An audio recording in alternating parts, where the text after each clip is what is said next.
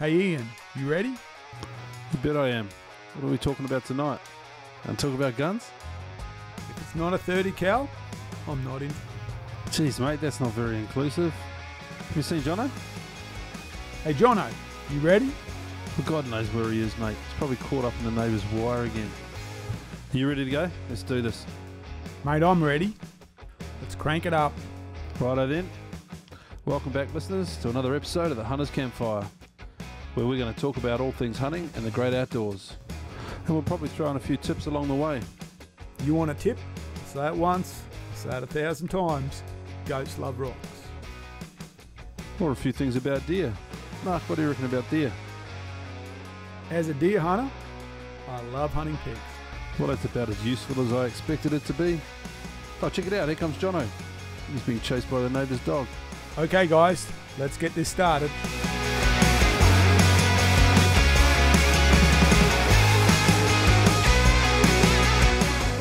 Welcome to the Hunters Campfire. Pull up a chair, get comfortable. It's time for the Hunters Campfire.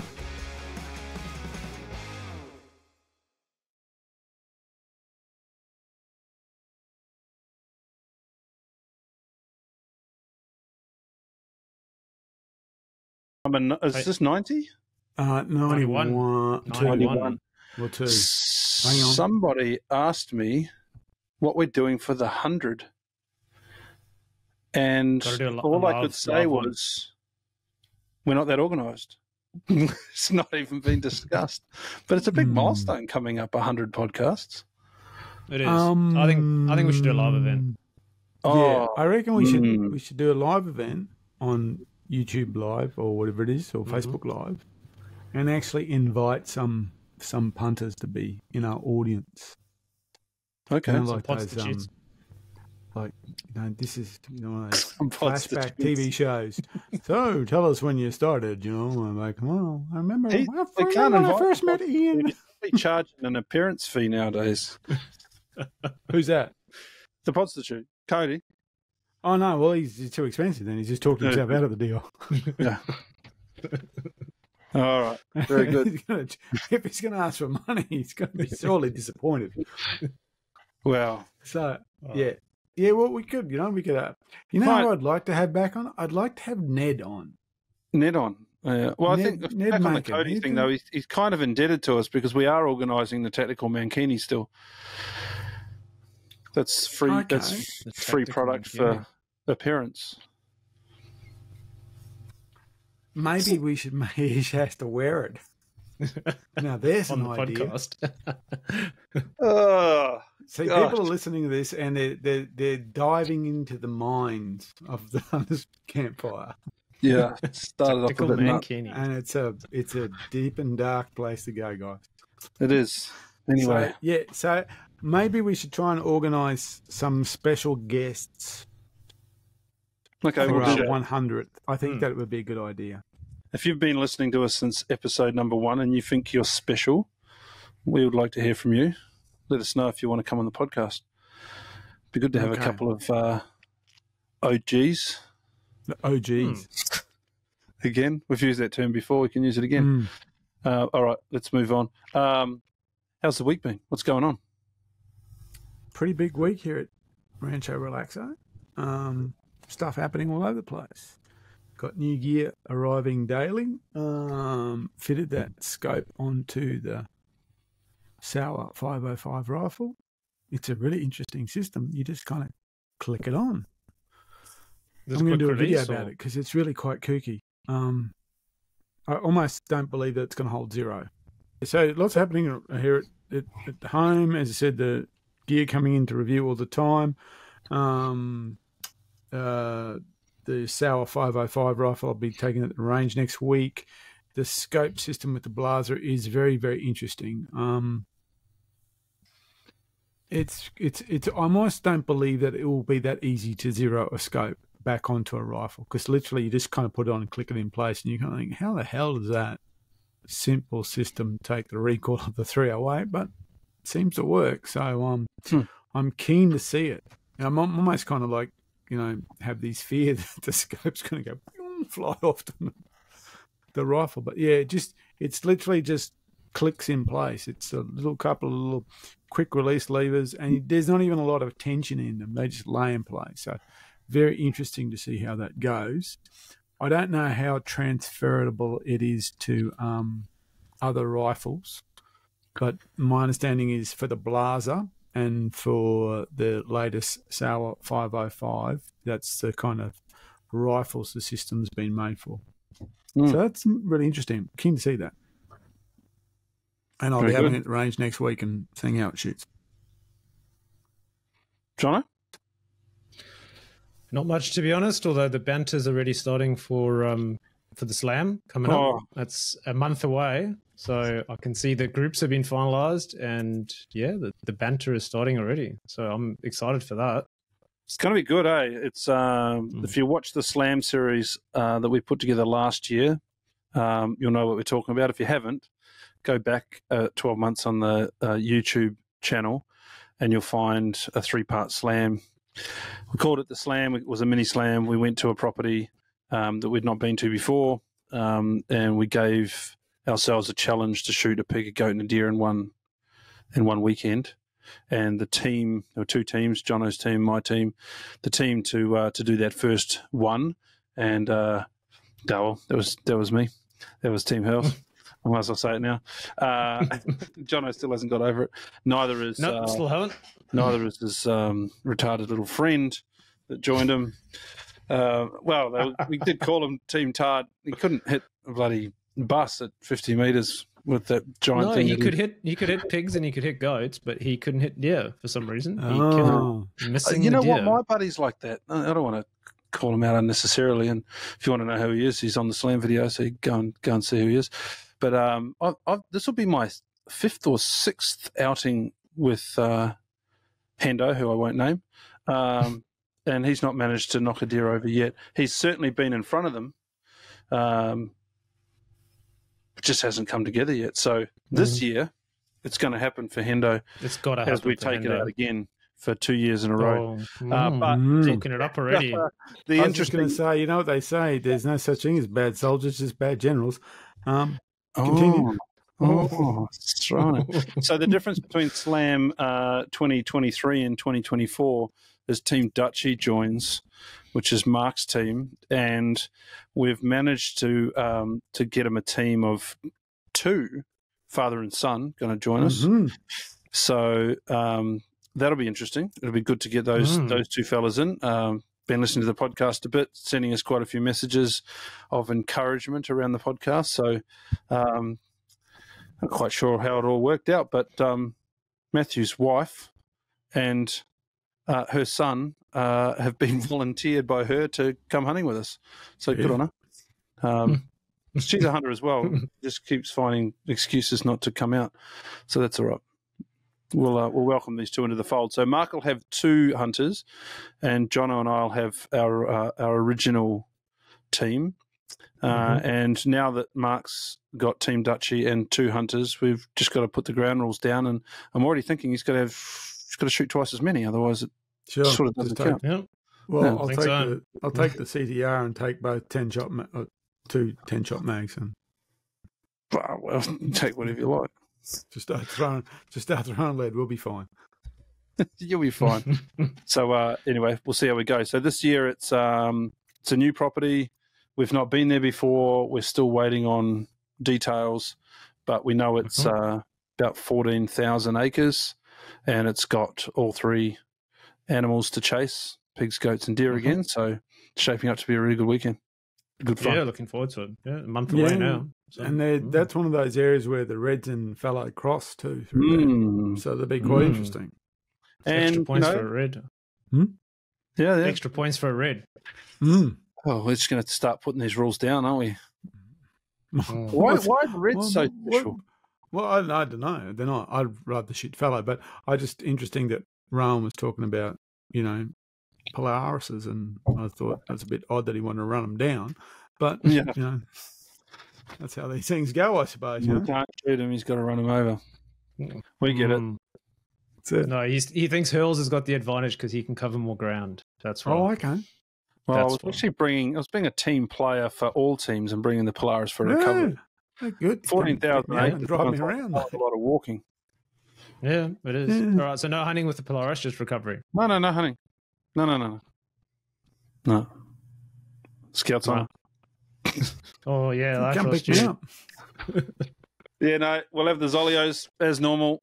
We'll be able to send messages around each other, and if you drop one on the deck and it's a long way back, then I think the main thing is that having something like a Polaris means that, last year it was really wet, and it's always a concern when you go into a property the first time, you meet the farmer, he's allowing you onto his land, and then, you truck off down a track that you don't really know the conditions of in a heavy vehicle, and you rip the tracks up. You just don't want to do it. So much better having a light, nimble vehicle like a Polaris just to look after his property. That's kind of where that's going, but we'll see how that works out. Yeah, it'd be interesting because that area it does start to flat out through that area. You get, as it goes towards the New England, it does start to open up. It's quite big country through there. So yeah. I think might be a very different kind of hunting. Yeah, I think there's quite a bit of bushland, but big open sort of rolling fields as well. So, I don't know. It'll be a good opportunity to take the Eliminators, the long range, auto ranging scope, things like that. It's going to really stretch the legs of some of the rifles. So, it'd be good to get to the range prior and just get the 3 and 4 and 500 meters dialed in if we can. No, you team can do what you want. Put the right ammo in. Put the right ammo in this time. Well, you live and learn. I'll do that. Thank you. Speaking of that, Burris have got a new scope that's got some range finding capabilities. So Eliminator 6. No, it's another one. No, it's the new PH. It's the PH. It's I can't remember the name of it. Google. Yeah, it's the new Burris. The new PH. And it's it might be the Veracity PH, or I may be wrong on that one. Let's all Google now. Veracity PH. Yeah, that's the one. System it's got a little. It's a clickless mechanical elevation turret bolt. What? Look at that lovely little. So see the turret. Beautiful so it's scope. a kind of, it's a cross between it's like a smarter standard scope than the Eliminator. So the Eliminator 6 has just come out, and it is the same. Looks like a scope as the traditional scope. It's not this big thing anymore. Not that I mind, it's one that I've got, but what does this do? So basically, it's a range finding scope. The Veracity with the new and improved Burris Connect app to create and upload custom ballistics profile. So I get that. Burris Connect app allows Hunter to create profiles and input environmental factors. I don't think it auto ranges. I think it allows you to load bullet profiles so you can change the bullet profile without having to re-zero.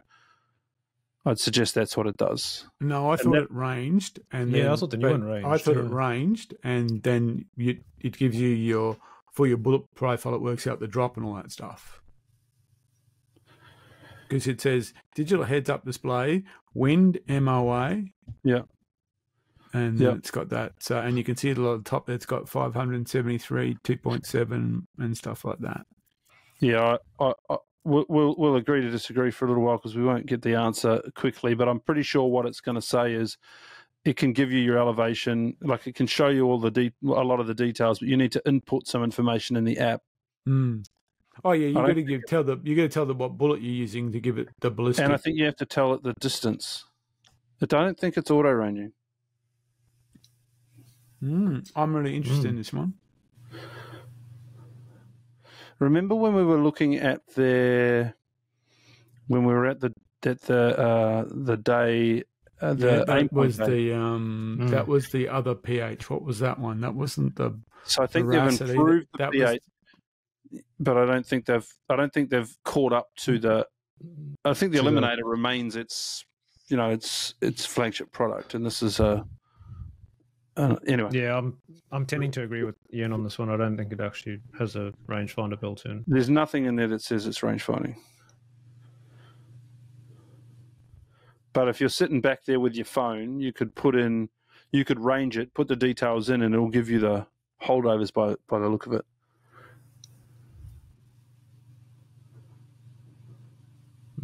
By Not sure. providing this information in one clear view, hunters don't have to pull away from the scope to find the information they need. No more questioning if you have the right information. It's all there in one picture. More to follow. Maybe a question. Yeah, maybe we should speak to our friends at Barretto. I actually think I like that idea of that scope for the CTR. Yeah. Mm. Get one. Okay, I will. Get one. The Eliminator 6 is coming to swap over with the 5, so that'll be good. Mm. And grab that one. That'd be cool. All right, we'll show you how it works. But the whole idea of the slam trip is that, yeah, hopefully we're going to have some pretty cool, varied country that we can stretch the legs on some rounds and also get into some close quarter hunting as well, which would be good fun. Mm. Good luck, gentlemen. You will? Yeah, Should sure. be fun. All right. That'd be awesome. Looking forward to it. I reckon. Something else I want to talk about. I was listening to Matt's podcast. Yes, so was I. Yeah. So Matt's put a podcast out, and it was talking about his visit to Hunt Camp, which I thought was quite interesting. Matt, if you're listening, I did sell your GPS coordinates. But I believe you sold them to a kangaroo or something. Yeah, that's right. And I knew exactly where you were going to be to smash the front end of your car. I fancy saying I was going to sell you GPS coordinates. Karma gotcha, is all I can say. Telling lies like that sent a kangaroo in front of your car and a rock into the back windscreen. So, wow. sorry, buddy. Wow. Jesus. Karma took it Unlucky personally. in the camp. Sure it wasn't another deer? Well, the deer ran into Frank's car in That was the year trip one. before. Trip 1, I think it was.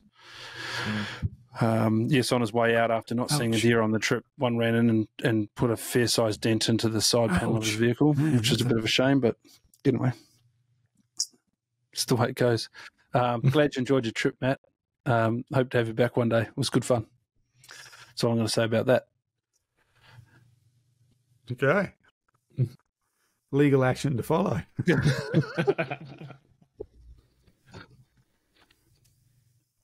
There's still a fair amount of sledging going on in the group. It is. Yeah. Well, hence the name change to the post-hunt camp Sledge Group, or something like that. I will mention something else. Okay. So we introduced. We had lots of cool stuff out there. The hunt camp was the hunt camp. It was great, but we also had quite a bit of new stuff, and we were able to talk to people about their setups, and people were able to ask us, what we would do to, improve a rifle or what scopes. And, people got to look at each other's rifles and scopes, and just to get a general feel for what people were using. Well, one of the guys wanted to get some work done on his rifle, so we put him in touch with Barretto Workshops, and I tell you what, the service that Byron has given is just outstanding. So I think we're talking about getting where's the list of stuff? It's quite a list of stuff, including just overall performance of the gun. So he's talking about the specific model Seiko that he's got, and there was one, I think, model of Seiko that in the end, I think the plastic stock ended up getting sticky over time. That's that. Do you remember that one? Yeah, that's the 85. One of the is it the Carbon Light or something like that? Something like that. Yeah. Well, anyway, raise that and or Byron, Black Bear, or maybe it's a Black Bear. It's one of those ones that had the synthetic stock. Yeah. He was very quick to say, "Look, we can swap it over," because they are returning those under warranty. But he's talking about getting his magazine done and blaze. Good choice. Nice. Quite like that. Good idea. Yeah, Michael. Good on you, Michael. He's talking about getting all the gunmetal parts done in Cerakote. He was talking about getting, I think he was talking about bedding and things like that. And back and forward, lots of conversation going on between Michael and Barretto Workshops, and they've ended up with a really great solution for him, down to the fact that Byron's come back and said, "Oh, by the way, we've got an engraver machine here. We can engrave anything but wood." And Michael sent him this pretty schmick picture of a stag head that he's going to get okay. laser etched on the bottom of his magazine. Ooh. I suggested a Hunters Campfire logo right across the stock.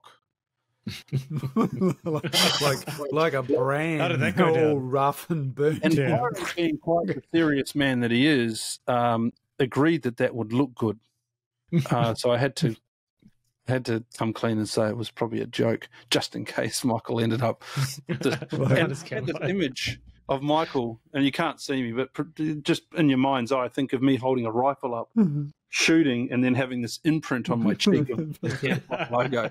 Well, you'd have to get it the right way, wouldn't you? So you'd have to get get like it the in reverse mirror, image. You want the right Yeah. Yeah, that'd be quite funny. Why have you got that backwards? Oh, so when it boots me in the side of the cheek that it actually comes out right. That's right. Or when I look in the mirror, I can see it and it's the right way. I think there's legs in this idea. I think I there might is, ring actually. Byron again and talk him into it.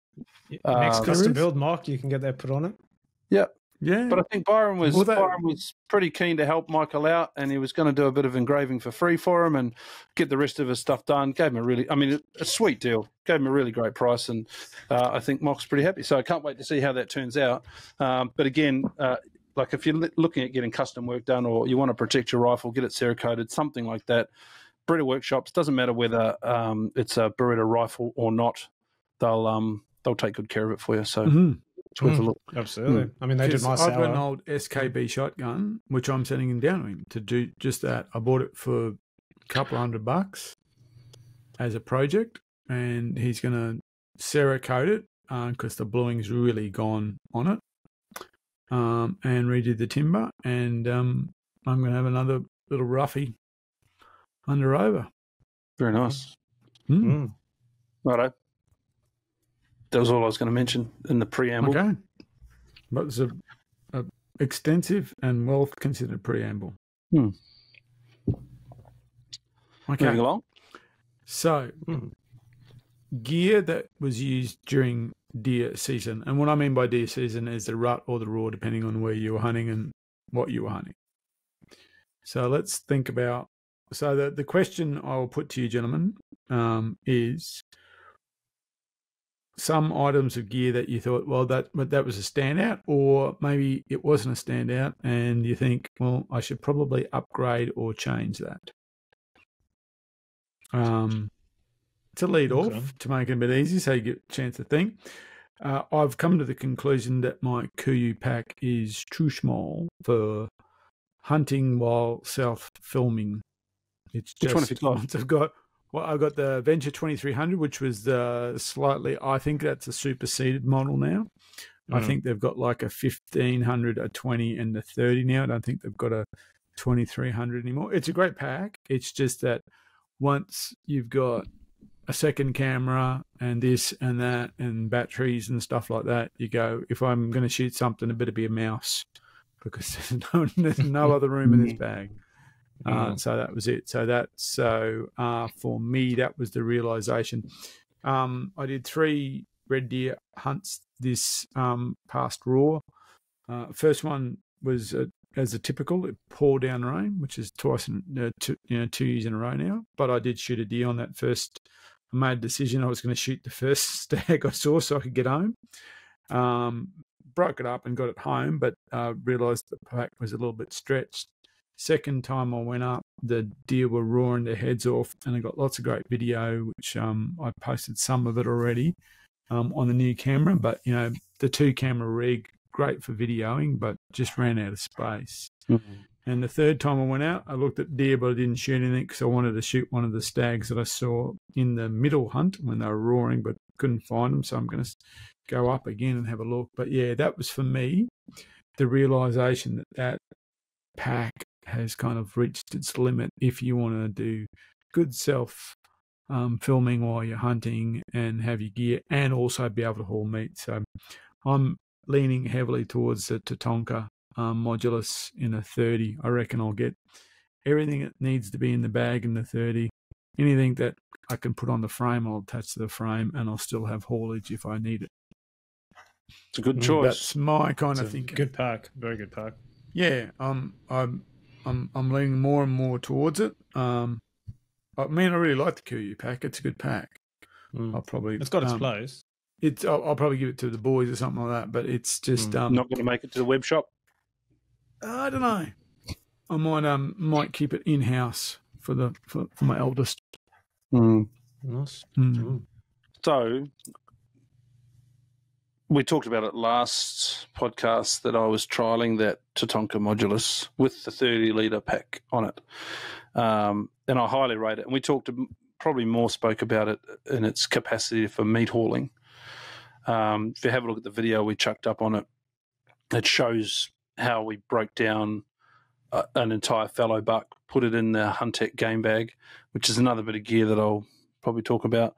And then it gets strapped to that frame and the main 30-litre pack straps over the top of it. And by the time it's all cinched down, it's very well streamlined again, back on your back and quite comfortable.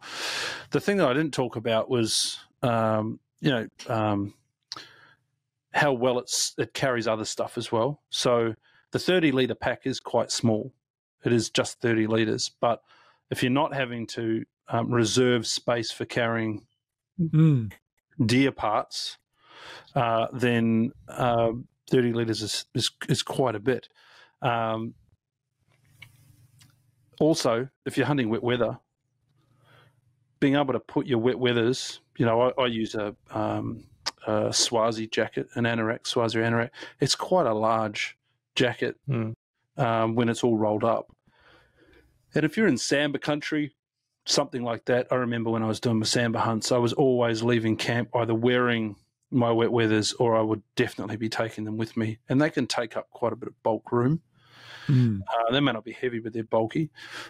So with that Modulus, being able to just roll that stuff up and slip it up in behind the 30-litre pack like you would be carrying gear on the meat shelf was a really good way to have your wet weathers handy. You can just quickly grab your jacket and throw it on, and your wet weather pants if you want to. And also, if you're taking them off and they're wet, not having to go and stick your wet clothes inside your pack with all your dry gear. So I noticed, I felt that was a really easy way to be able to carry extra things, but not, I guess, use up any of that 30-litre bag space. The other cool thing about it is they've made the frame in such a way that you can strap your rifle to it as well.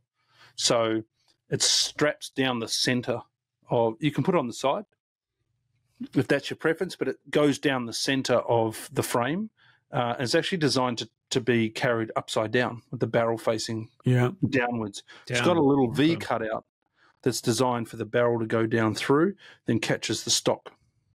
And then you strap, and then throw your 30-litre pack or 50-litre pack over the top of it. And it's a really great rifle storage. And all you've got to do is go clip, pull, and you've got your rifle out.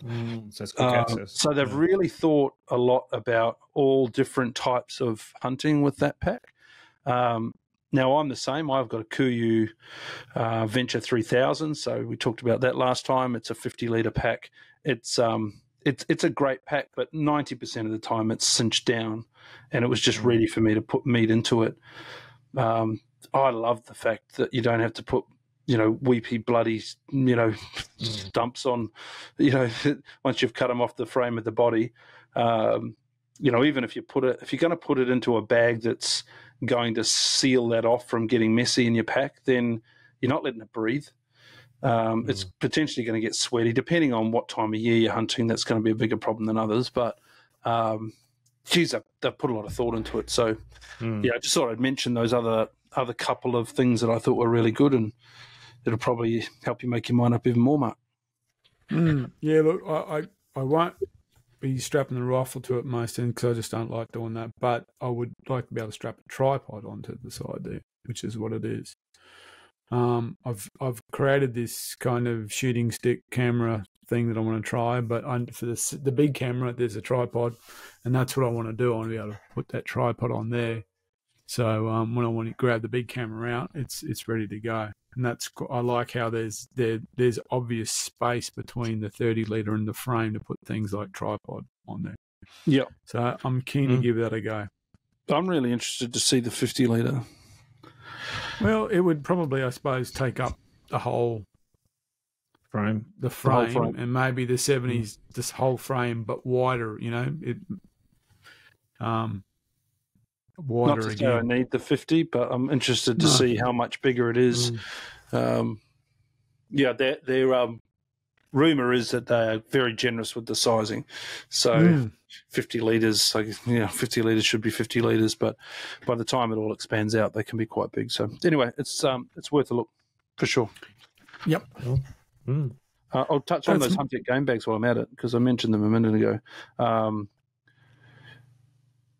I'm on the hunt for game bags. I've now decided that ye old pork ham bag from the butcher, not quite the go. And maybe they are now that I've got this Huntec bag. I feel like the Huntec game bag, they call it a Huntec meat bag. It was awesome. We dropped all of the quarters into light game bags, like QU make and like Hunter's Element make and a few others. What do you use? Allen's game bags. Allen's, yeah, I put Allen's. We dropped them all into there, and then we once they were all in those individual game bags, we put them into this Huntec meat bag. And the meat bag's made out of, I wouldn't call it heavy canvas, but it's a canvasy sort of material. And it was just a really good bulk carrier, just tied it all up and was able to put it on the meat shelf on the Tatonka. But I'm not sure if it was designed to be the hanging meat bag that you would put everything in and hang it in a tree. It's a bit thicker than that. It seems to be more of a protective pack liner almost. So you could drop the whole thing in your pack. That's what I said. It's kind of how I see it. Definitely a good piece of gear to have. Because we put that spiker in. Right, that's right. We basically folded a spiker up, back legs forward and forward legs back, and we were able to slide the entire thing, still intact with no guts in it, into this 50-litre game bag, and it kept all the mess out of the back of the car.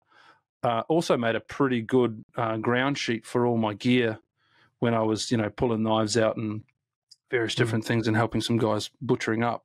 It became a really good ground sheet, keep some bits and pieces clean. So definitely worth considering, but I'm still on the hunt for the actual game bags, for the individual legs. So, watch this space. We've got a few things on the go at the moment, just trialing a couple of things out to see what they're like, and we'll let you know what we come up with. What about you, John? Well, while you're mentioning Huntec, I think for me, I had the Huntec Tussock jacket on this trip, which for me it's a great jacket. You were saying that Swazi jacket's it's quite heavy when it's rolled up. This is actually really lightweight. But yeah, we had a couple of big storms come through on this trip. The weather was remarkably warm, and so there was quite a bit of thunderstorm activity that we had, big downpours, and that Huntec jacket was great. It kept me dry. It's quite long. It comes down past lower mid leg, so it covers your butt, so you can sit on it. You're not getting a wet ass and leeches crawling up it. So for me, it was a great jacket. It's great for warm weather as well because it's got the zips down the armpits so you can actually open it up and let it breathe. So even if it's quite warm and you're doing some walking, it's great. So I use that pretty much every morning. And when I wasn't using it, roll it up, put it in my pack. It didn't take up much space, not like the Swazi. So yeah, really, really great piece of kit. Kept me dry. That's the important part. I was out there one afternoon. It was actually the afternoon that I missed that buck, and that big thunderstorm was coming. And I quickly put that pack on and got out of there in the dark. And unfortunately, as part of that, I actually fell in a wombat hole and managed to lose my Davros, my Spartan Davros, which I didn't know at the time. They're not cheap. They're not cheap, no. I didn't realize it at the time. Until the next morning when I was walking out for a hunt and put the sticks up to do some glass and the Davros was not there. So I can only think it happened when I fell in that wombat hole. Do you know where that was? You go back for it. It'll still be there. That's right. I know where it is. I know exactly where it is. Ask Adrian. Adrian? Remember we had Adrian? Yeah, is he down? Is he? No, but we've had more than one story with Adrian. We've spoken about in the wombat holes. Adrian hunting out of a wombat hole. Hi, Adrian. Hope you enjoyed Stewart Island. Looked like a great trip. We've told your story about hiding in the wombat hole. But I reckon you'd go back. I know where it is. I know exactly where it is. Yeah, okay. Yeah, I've got a game cam. I've got a game cam down in that gully, so I'm going to go back and get the game cam and I'll look for my Davros. Yeah. But no, tell me where it is. the I'll jacket tell you I if wore. I find it. I ain't telling you where that is. There's a big buck down there, mate. That's my little spot. Oh yeah. Unknown to anyone else. All right, cool. What else were you trialing out or using?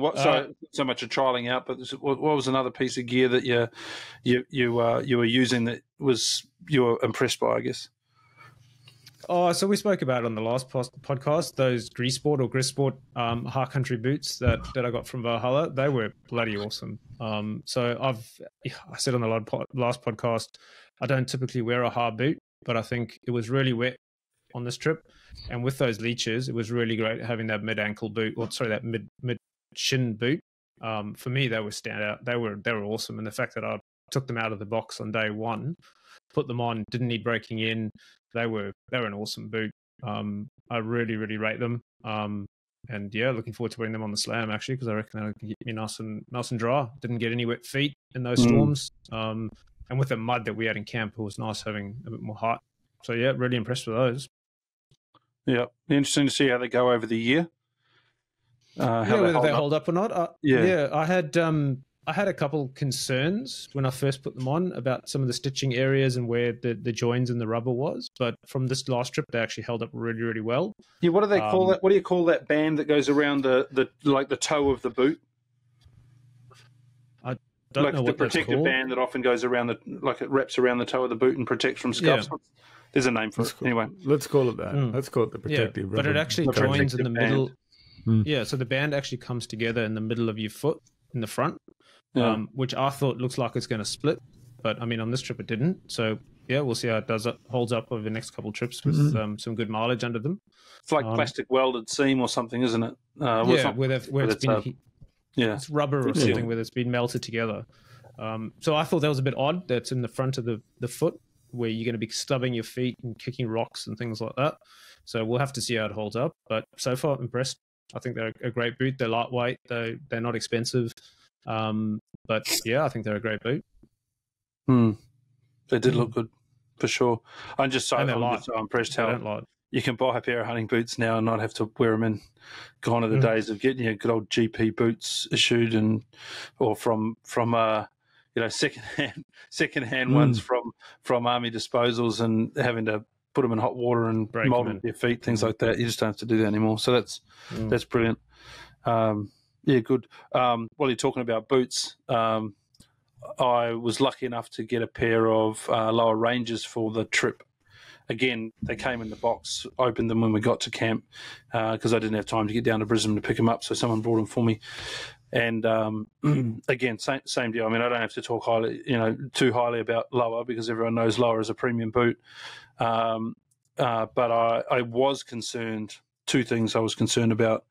First one was wearing them in. I was moving from probably a lighter boot, so I was wearing the Z8s, the Lower Z8s, which is an 8-inch boot.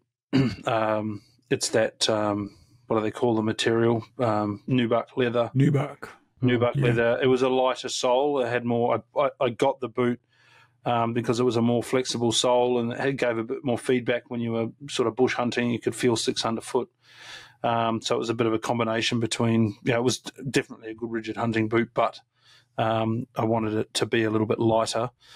So I was going from those that I've worn for 4 seasons to the lower ranges, which are a slightly heavier boot.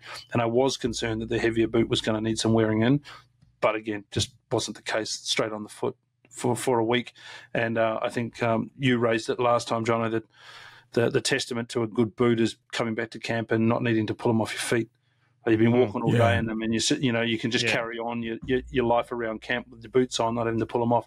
I remember having a pair of Danners back in the day, and I hated those boots. Worst boots I ever bought. Well, so I thought at the time, but I think it was because the Gore-Tex liner, when I tried to pull my wet, sweaty foot out, ripped the liner from the base of the boot, So I was fighting with the liner. Sometimes it would take me 20 minutes to get my foot out of a boot, and my feet were so sore. It's just not the case with these. So, I was really impressed with those. The other concern that I had was whether that heavier sole was going to reduce the feedback underfoot. So I think that's really important when you buy boots.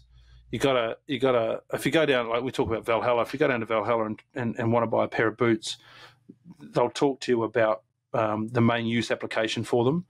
And the same thing happened to me when I was looking at buying boots. If you're day packing and looking at going hunting, and you're ranging away from the car and you're coming back and you're not carrying super heavy loads on your back, as if you were going into the Alps and backpacking around for 7 days, you can have a lot lighter sole. You don't have to have that heavy sole because you're not going to get the stone bruises from having a heavy pack on your back all the time. Cool. Being able to go and talk to someone like Valhalla about the application you're going to use the boot for will help you find the right boot. It's great to say, I want lower ranges, but not everyone needs them. Be right for you. The Z8s were great for what I was using them for, but I'm intending to do some heavier work in these boots over the next year or two, so I just wanted to step it up a gear. The only thing that I guess I don't like about them is that they're not an 8-inch boot. I've always had an 8-inch boot. Now I've gone to a 6-inch high boot. Did it bother me? Not really too much. I always wish I had more ankle support. I think that's really important, but it was more that I was used to having the 8-inch boot and then having those neoprene Hunters Element gravel guard gaiters wrapped around. So I had 8-inch, then I had another 8-inch of those gravel guard things around them, and it gave me a really high seal. So you could go through creeks and things like that, and you just didn't get water in the top. It sealed just as good over the 6-inch, the Rangers. So I was pretty happy with it. Yeah, and as I said, for me, this is the first time I've used an 8-inch boot. I've always thought they're too high. It's going to make my feet too warm. Absolutely love them. The support I got from them was awesome. I love the 8-inch. I think I'm going to seek that out from now on. Yeah, it's related to it. So I've got 2 pairs of lowers. I got a summer pair, which is the Zephyrs, and I got the Z6s. And I've been wearing the Z6s up at the Brisbane Valley because of how wet it is up there. And I wear them with Cedar Summit gaiters. And I was actually thinking about how old, because they finally died. I put a couple of pictures up just because, it was just soaking wet up there. And I put a couple of pictures of the lowers and the Cedar Summits. And they've started to separate, and so I've ordered another pair. So I'm sticking with Cedar Summit, and I realised that I've had them for at least 2010, as in 2010. I know that because on the first cover of Sporting Shooter that I've appeared on, I'm wearing them, and I didn't buy them for that trip, and that was in 2010. That was published, but I shot that year in 2008. So they're at least 2008, if not older. Wow. And they died in 2024. So I got a fair few Ks out of those suckers. So I'm going back to them, and they're a composite mix. They're a proprietary material at the top and a Gore-Tex just at the bottom for waterproofing. And I think they're great. Some people don't like them. They reckon they're too noisy. Walk slower. Very cool. If you're walking through the bush, you're going... With all of the different walk slower. hunting gaiters out there, you've chosen a hiking gaiter. What else is great about it? Like, I don't think there's any problem with it. I've got a pair of Cedar Summit sort of low ankle gaiters that I bought for actually up in the Territory. Bloody hated them. I just didn't like them. They were really rustly. But these are obviously a slightly different material. So what's the go? If you walk through long grass fast, they make a lot of noise, but don't walk through long grass fast. That's walk the slower. First thing. Walk slower. The second thing is they're not completely waterproof, but boy, they seal well. And the third thing is because of this material, they don't burr because when they make hunting gaiters, they usually put like a softer material on to make them quiet, which if you're hunting anywhere where there's burrs, you just end up And there's a couple of brands that do that really well. They make really very highly, highly magnetic pants for burrs. So you just cover them. You don't get that problem. So I'd rather not have burrs and have dry feet and walk slowly. So then you wear those over the top of your long pants rather than slipping the pants down over top of the gaiters to keep them quiet? No, I wear them over the top. Yeah, I wear mine over my pants. Pirate style, mate. Pirate style. Yeah, see, the neoprene ones I don't. The neoprene ones, they're not there to protect anything. They're there for two reasons. I spray the inside. Well, I do now. Spray the inside with Aeroguard, and then I've got an Aeroguard layer around my leg for leeches, and it does up and gives you a water seal. But whatever hunting pants I'm wearing, I pull down over the top. That's a great tip. That Aeroguard tip is a great one. That works. That's the only thing that works. You spray your legs, yeah, and you spray your around your gaiters, and that's the only thing that works for leeches. If it's leech country, and I'm wearing long pants, I usually tuck my long pants into my socks and then put the gaiters on top, and then just usually spray on top of that, and that gives you at least a couple of layers of protection and a bit of repellent, because leeches are pretty weak actually. So they'll basically anything will repel them, but you've got to put something on there. They're pretty fierce on this trip. Well, but they are fierce. But you can salt any kind of bug spray will stop them coming in. When I unrolled my sea gear mat when I got home, the mat that goes underneath the awning, I reckon I flicked off a dozen dead leeches that we'd Aeroguarded on the floor. Yeah, I was just flicking them off. The dog doesn't mind them. Snaffle them up. Yeah, they didn't mind them at all. The other Cedar Summit thing that I've got that I really again used this past season is that Cedar Summit little seating mat. Yeah, I've actually got to the stage where I don't roll it up anymore. I'll just stick it on the outside of the pack, because when it's wet grass, you just throw it down. I actually lost it one stage, but when I shot the deer, I stood up and went down and realised later on I didn't have it and went back and got it. But yeah, it's just a little it's like a self-inflating mattress, but it's just a seat cushion. And it's a fantastic thing to have in your pack. And as I said, I usually kind of roll it up and put it away, but this time because the grass was just so wet and I was stopping glassing, I just had it on the outside of my pack and just kept on dropping it down.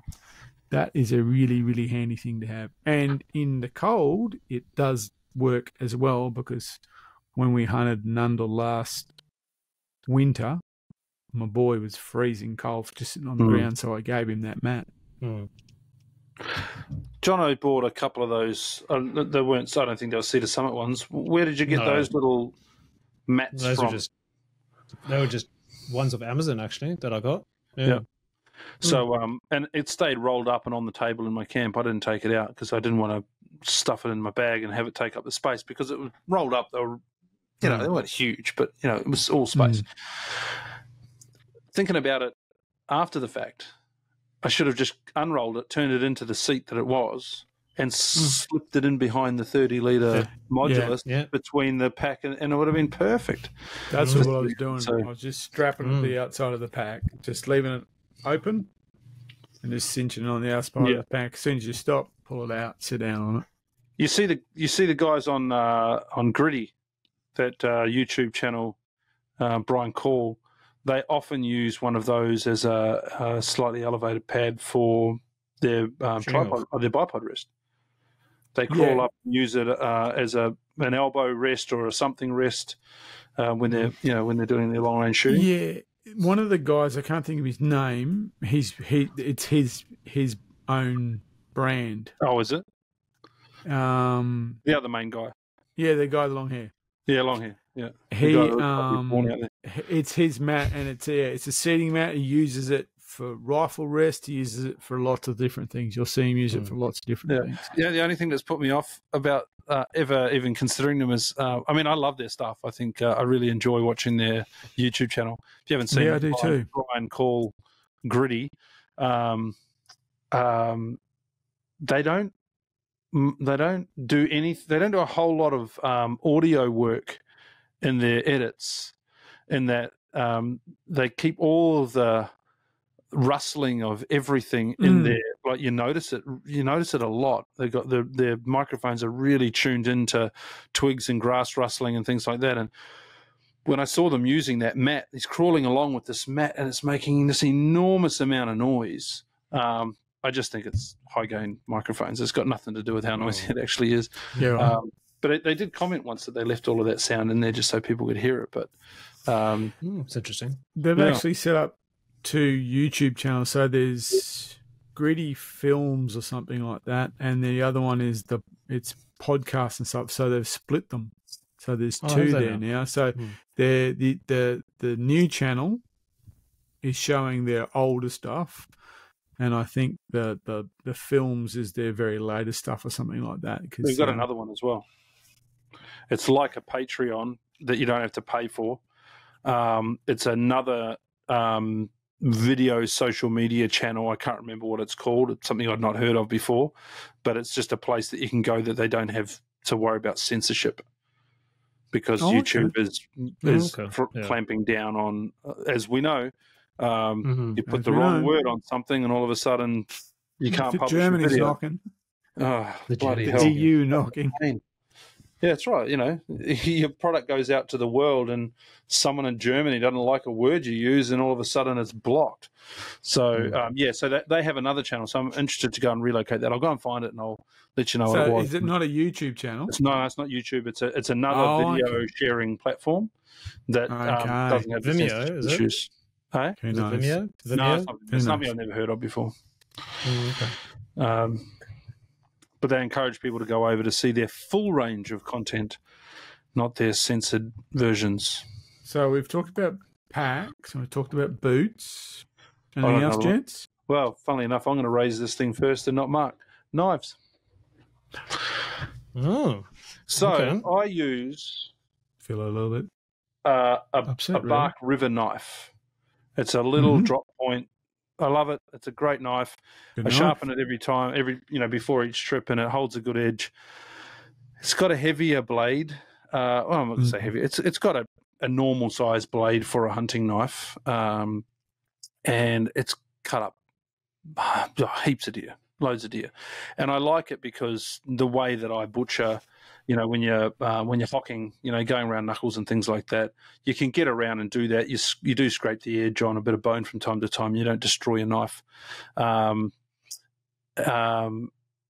This time, after I'd butchered a couple of animals with it, it was starting to get a dull edge, and I did have the sharpening gear with me, but we were about to get smashed by a storm, and we had another whole animal that needed to be broken down. I have been packing with me for ages one of the Outdoor Edge Razor light knives. So it's got a good, solid, I guess you would call it a plasticky composite handle. But it's one of these knives that has the replaceable razor safe blades. Right, so they clip in, they hold in properly. They're a proprietary razor safe. It's a proprietary thing. They clip in, and you basically get to break your animal down with a scalpel, essentially. I've not used it yet. I've always had it in my pack as a backup knife, and this was the first time at the hunt camp that I actually got to use it. And holy dooly, those things are sharp, as you'd expect, right? But the storm came over, so as the story goes, the Joes, as we call them, they came into camp. They'd put a buck down. They came in to get some help to get it out of the bush. I volunteered to go in and help them and show them this gutless breakdown method. We threw that video up on YouTube when we were talking about the Tatonka pack. Well, anyway, as we were just finishing off the skinning of that animal, the butchering of that animal, the satellite buck came in for a nosy. So we put it down, and the guys went and dragged that over to our butchering spot. So it was only probably 50, 60 metres away that it poked its head up to have a look. and we brought it back over. Now, we've hung this one up in the tree, so I'd shown them on the ground gutless method, and we're going to hang this one up in the tree and, do a bit more with it. But this massive storm came over, and sort of just as I was getting prepared to start butchering this one, just came down on us. So I had to speed butcher this thing. So I pulled this outdoor edge razor light knife out, and just, I reckon it was probably a 2-minute tops breakdown, the whole thing. And the way that razor handled it, well, I was very impressed. I thought that I would have nicked a bit of bone or done something and killed the edge of that thing so fast, but no. We stripped that down so quick, it was unreal. So jury's out still for me. I'm going to say scared of them. They're so damn sharp. I think Matt was talking about it, using one of those knives on his podcast, and he'd been tagged by it. Frank got tagged by one at Hunt Camp as well. It doesn't take much, and you can do yourself a reasonable damage. But impressed, yep, absolutely. I know we've raised it before. What do you do with the replacement blades while you're in the field? They don't come with a little safety box. Kind of really don't want to have They come with a hard plastic cover, though. That's what I'd keep them. So when you open the new blade... Yeah, the spare blades you take the new, so you put the old one in that plastic sheath, and that protects it. That's what I do. What I've done with mine is I don't use it when I'm doing the initial butchering at the site. I've got one, and it lives in what I call the kill box, which lives in the back of the truck, which is when I didn't like having the spare blades with me, because I thought, you did just the kind of thing you put down and not see them, you sit on one or something like that, So I didn't like having the spare blades with me. And what I found is when you're skinning, they're so sharp they can punch a little bit too much. They kind of punch as you go through. But what I found is once you've done that, so for instance with your Bark River or me with the Benchmade, when I go get the vehicle and I pull the meat out and then I'm processing it, that's when they come in their own. So if you've got like a rear leg there, and you've got it on the the tailgate of the truck, and you want to start taking off sections and things like that, that's when they're fantastic. I didn't like them when it's a bit too rough and ready, because as you said, there's a kind of there's a feeling that this thing's basically I'm working on a hillside holding a deer with a scalpel in my hand. But when I got back and got a bit ready, that's when I found they were fantastic. So it lives in the truck. Well, this scenario, kill box, and that's where it really comes in handy. Once I've done all the heavy hard work with a big knife or a traditional knife as well, because they're not Benchmades, aren't big knives. That's when it really comes into its own. Yeah, this scenario, we'd hung it in the tree, so I was in a relatively safe, location to be able to do the work. But I reckon I'd probably be able to pull another couple of animals apart and not have to replace that blade. Oh yeah. Yeah, she was good. The other thing just coming to mind too is I've always, just for those that are looking for new ideas to put things in their packs, I've always carried a piece of seatbelt webbing. So, it's a couple inches wide, seatbelt webbing with carabiners on each end. Now, I originally had those so that if I was carrying out 2 hindquarters, so I'd have the front shoulders in the pack, then I'd have the webbing over my shoulder that was over the pack itself, behind my back, behind my shoulders, and then those carabiners through the hocks of the hindquarters, and you could just carry those hindquarters at your side. But I also find it really good to throw that up over a tree, and it's a really good hang point. Really light, easy way to carry out and hang an animal up in a tree so that you can butcher it. So you can't buy that anywhere. You got to get it made up, but it's a pretty good idea. Yeah. So that was the knife. Oh. Do you know what I had on this trip? Which was awesome, and you probably won't believe this. I had the Benelli Lupo. No, and it rained. In the rain, and it rained, and it rained. Did all the paint run? No, it survived. It was You know what's even funnier than that?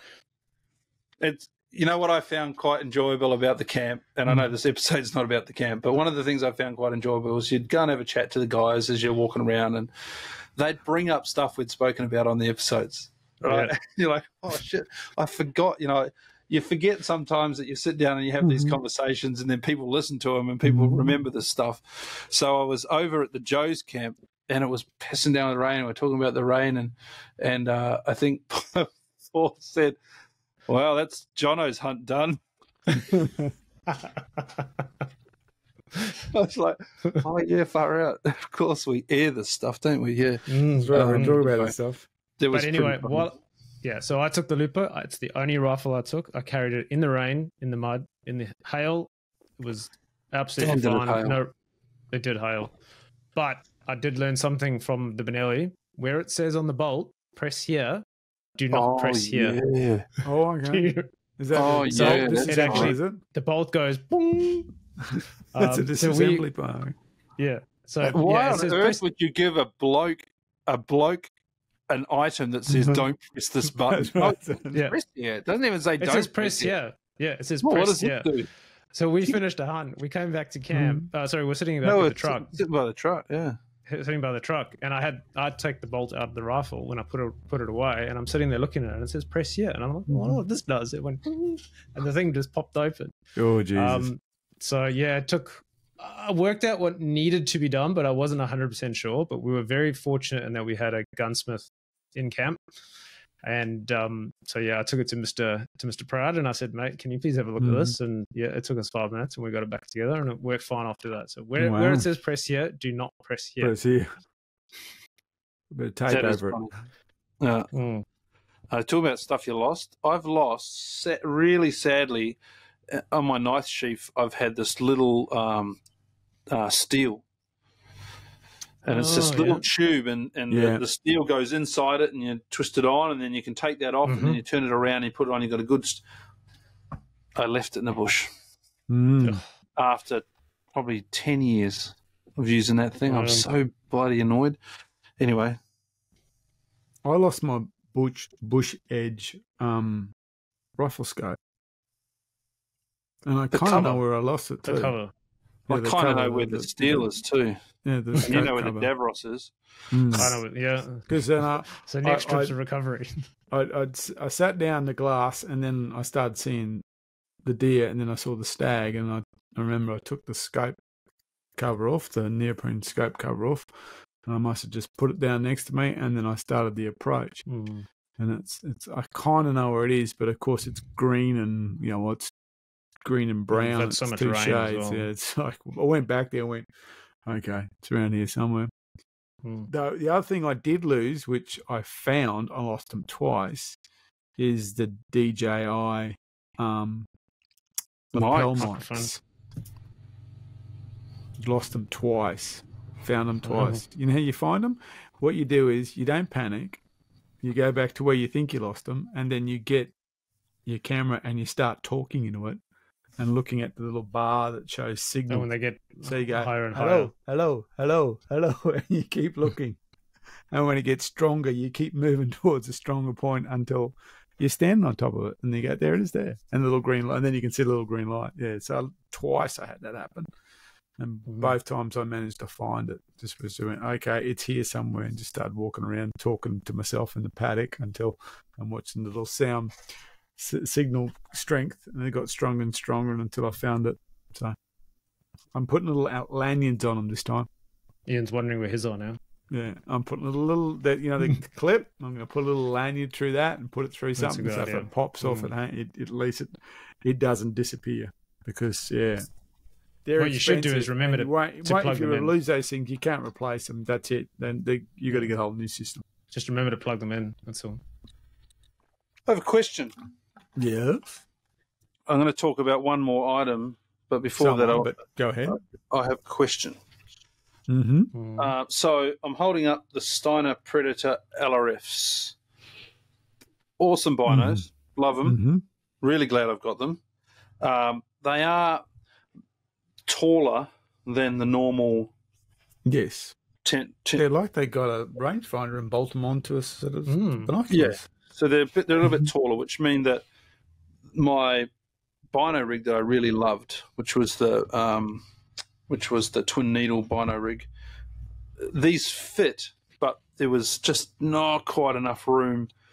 I had to really, wriggle them in to make sure that they fit properly before I could close the lid. So I had to do something about that, which is a shame. I donated them to Jono, and I've got them. Thank you. Hopefully he enjoyed the experience. But I've been using the Mystery Ranch bino rig, and there are a few people that were asking about bino rigs leading up to the hunt, and I can confirm that the Mystery Ranch 12 times, so you got a 10 by and a 12 by. The 12 by fits the LRFs quite well. All right. But my question for you is, do you keep these caps on the ends? No. Of your bino, you take yours off? Yep. Yeah, okay. So they come with little flip caps on the ends of the binos to keep them nice and clean and tidy. And I found when I was using the twin needle ones, I'd pull them out, flick the caps off, then I'd bloody put them back on again and and it just so much time and effort wasted. I thought, stuff this, I'm pulling them off. And with those off, it fits really well in the Mystery Ranch bino rig. So go and have a look at those if you're looking for something for a bigger set of binos. But you're using marsup ones, aren't you? Yeah, the marsupial gear large, and it fits quite nicely. So the thing about the marsupial gear is it's only really a bino rig. It's got a couple of pockets, but actually when you use those pockets, it makes it a bit tight. Okay. They've got like a front zip pocket, which is, I don't really what you could put in there. And behind it's got like, a lesser size netting, like you could put something in there. But I find if you put anything in there, any substance, it actually affects the bino rig. So I've never wanted to carry things in there anyway. But yeah, as just a bino rig, I find them to be really good, the marsupial gear. Yep. I'm thinking about what I'm going to use this year, and I'm thinking they have that, is it Molly? The Molly, Molly, that you can actually attach a pouch to the base of it. And I think that would not get in the way of things because, you don't want to inhibit the fact that the lid flips forward so easily and the magnets lock and it's right there.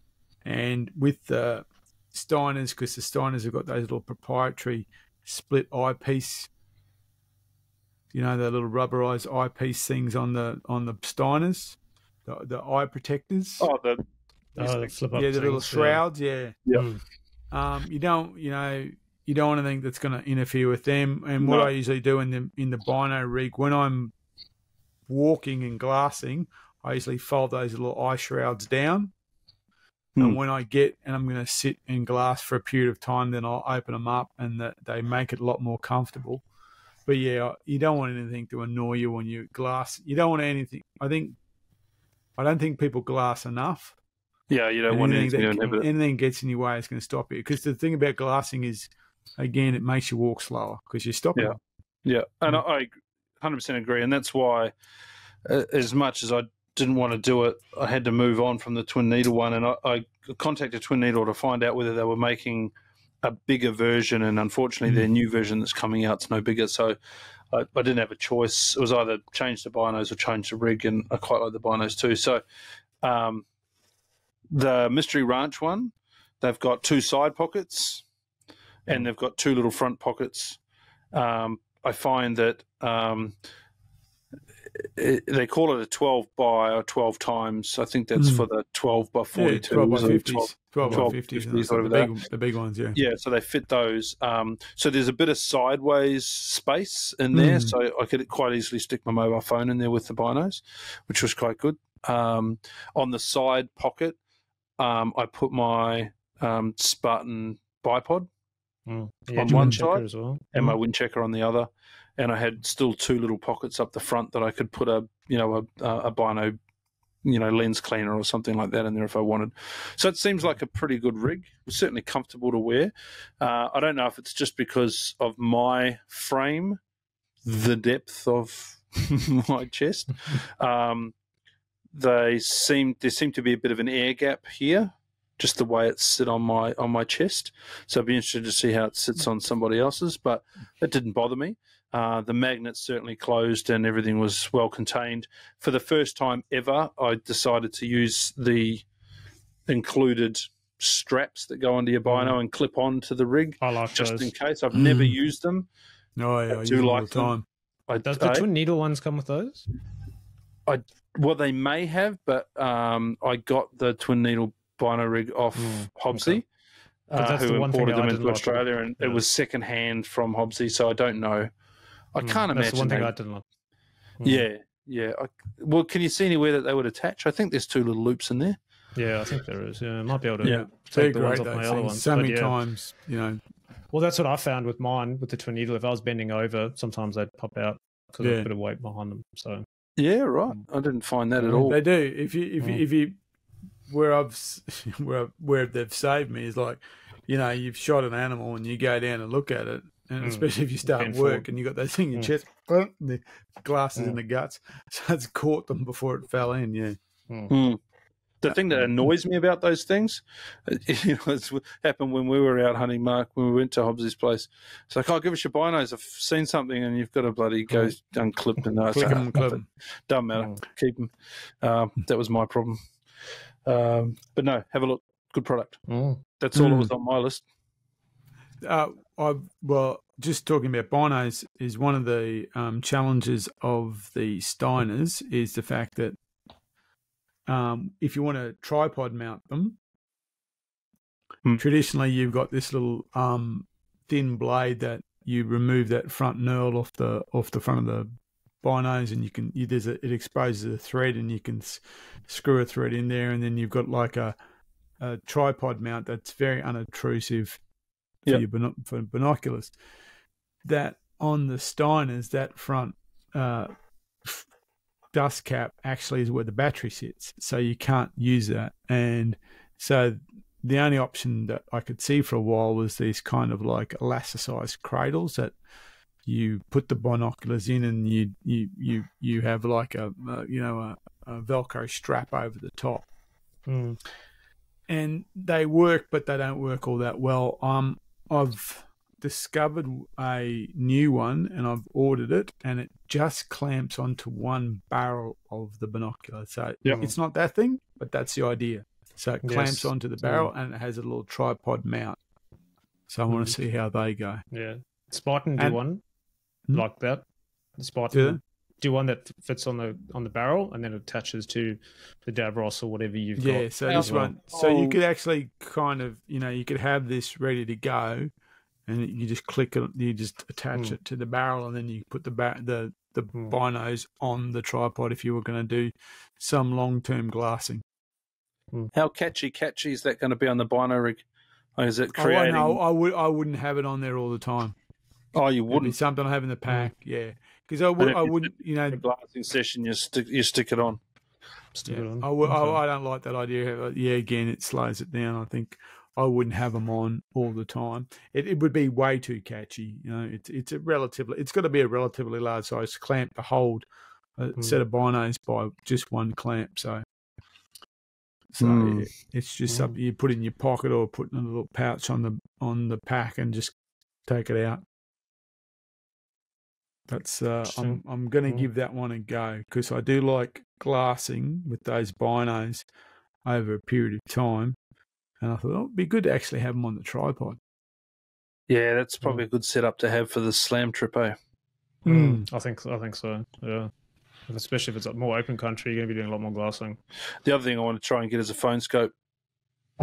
Yeah, I've got a They're so bloody bulky. Yeah, I've got one that is a terrestrial one. For, it does work really well, but it is a big bulky thing. I've seen some more slimline ones, but the thing is, my phone already has a quad lock on it, so you got to swap it off. And which is I've seen ones doable. You get into camp, you swap it out, you leave it on there for the weekend, you're all good. Yeah, so that's it. there is one I've seen. I think it's Digiscope or something like that. So it's a case that goes on your phone, and then you put the appropriate matching eyepiece on either your bino. Though I haven't seen them on binos, I've seen them used on scopes. Yeah. And then and it kind of works like a cod block. You just kind of click it in place.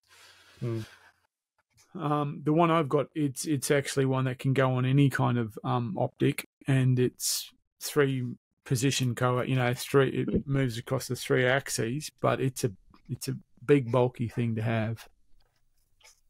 And of course the new camera's got 800 digital zoom, so that's not bad.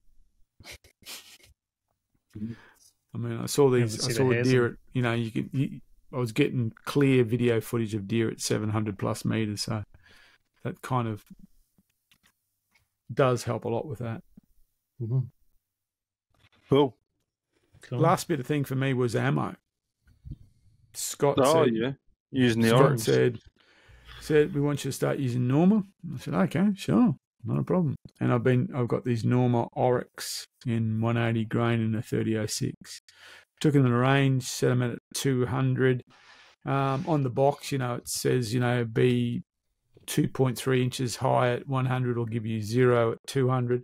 I wanted it to be a little bit higher. The reason for that is I've always found that when I shoot in the scrub as opposed to the range, I always shoot a bit lower. Don't know why exactly it is, but I shoot lower, so I wanted it to be a little bit higher at the range. So I zeroed them at 2.5 high at 100, and basically they're just a little tall at 200. They're damn fine ammo. Nice, repetition when you're shooting, doing what you want. Took them up there. I think that red deer came in to just about 120, 130 meters. I can't remember what it is. And bang, flop. They're big hitters. And I actually think it was a bit too much grunt for that red deer, to be honest. 180s. There is one called Whitetail Special or something that's a 150. Yeah, I was using 150 Seiko Super Hammerheads. Yeah, that's what I'm saying. We're 80 meters on that fellow spiker, and it leveled him. He dropped. Well, I shouldered this guy, and he basically pirouetted and just went into the grass like that. So he was trying to, and it was a big high shoulder shot on him, and when I opened him up, because the angle it went in, I thought, well, I'll leave all that there. That's not what. Don't need to be worrying about that. That's just swoop in there. Yeah, I've got the Oryx for the Buffalo trip for NT. I've got the 9.3. I'm looking forward to that. What 286 or something like that? I've got 232 grain and 286 grains. Fasties, speed shots. So I think I'll probably go 232s. I've already zeroed it with those. Super accurate. Looking forward to seeing that. I was really happy how. So I had the 3006 set for the 150s, and when I fired the first two, they were 3 inches lower, but almost directly 3 inch lower. So obviously different ballistics, but and then repetition wise, they're really nice rounds. I only used one this whole, I only shot one animal this whole thing, used one shot. So I've got a bundle of them. So I don't know if I'm taking the 3006 to the Slam, or I'll take the CTR, or take the BRX. Not sure really yet. Oh, choices. Tough choices. It is. The Lupo for me. Lupo for me. 180, or take 150 to take a 3006, or take 308. Do I take a Razor? BRX, the bush gun, and the. I'll definitely be taking the long range rifle for the Slam trip. Well, I've got a Pilliga trip coming up, so that's where the BRX will go to get to work. I think that's that's a good place. The perfect outfit for that place. Yeah. Oh shit, yeah.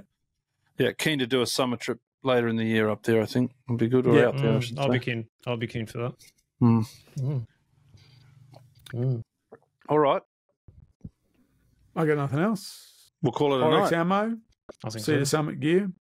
I want to try a new pack. John fell in a wombat hole. Wombat Masters hole. Davros What was coming to him. Yeah, good job. Looking for deer down there. All right. Thanks, fellas. Cool. Thanks, Okay, Jess. buddy. Catch See you us. soon.